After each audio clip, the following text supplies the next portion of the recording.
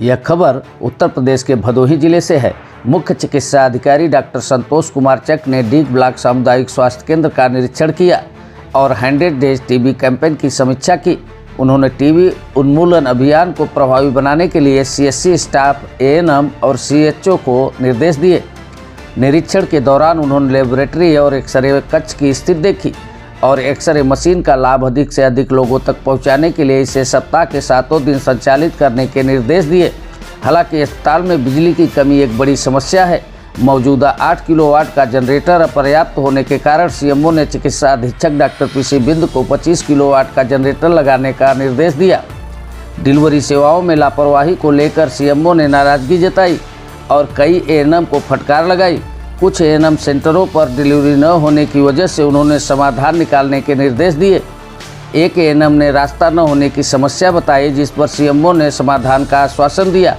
साथ ही उन्होंने नवजात और जच्चा बच्चा को टीकाकरण कोल्ड चेन के लिए रखे फ्रिज की स्थिति की जानकारी ली और साफ सफाई का विशेष ध्यान देने के निर्देश दिए। इस निरीक्षण से यह साफ है कि सरकारी स्वास्थ्य केंद्रों में सुविधाओं का विस्तार हो रहा है, लेकिन बुनियादी ढांचे में सुधार की अभी भी ज़रूरत है। बहरहाल भदोही जिले के सीएमओ डॉक्टर संतोष कुमार चक ने क्या कहा, जरा आप भी सुनिए। सर, आज आपने डीग सीएचसी केंद्र को चेक किया, क्या कहेंगे, क्या मिला, क्या खामियां मिली?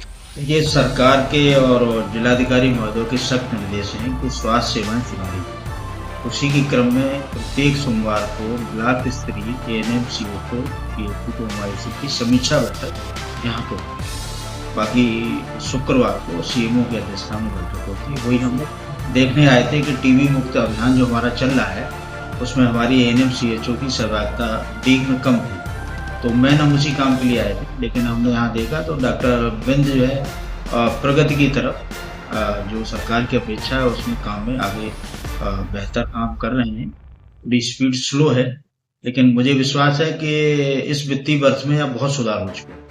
आपने सर एक्सरे रूम को भी चेक किया, यहाँ पे एक्सरे मशीन चालू हो गई है, क्या कहेंगे उस पर? यहाँ पे पावर व्यवस्था कमजोर है। नहीं, पावर व्यवस्था नहीं, इसको वोल्टेज ज्यादा चाहिए होता है, बिजली नहीं हो रही होते तो जनरेटर चाहिए। 7 kVA का जनरेटर है इनके पास और ये 15 kVA का जो है 25 kVA और ये 28 फरवरी से पहले यहाँ उपलब्ध